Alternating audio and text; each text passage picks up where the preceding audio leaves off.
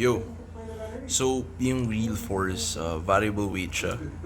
So this one's heavier, around 45 grams. This is like 20 grams, super light.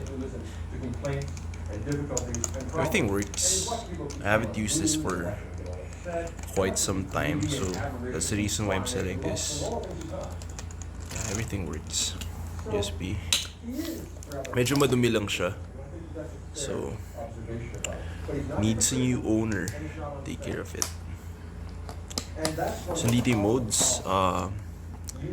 Yeah, like, I forgot what these things mean. Also, yung control and caps lock, nag-swap na ako sa kanya. Since I don't really use caps lock. I don't have the keycaps na anymore. Reason is, when you're home, you can just do this. So,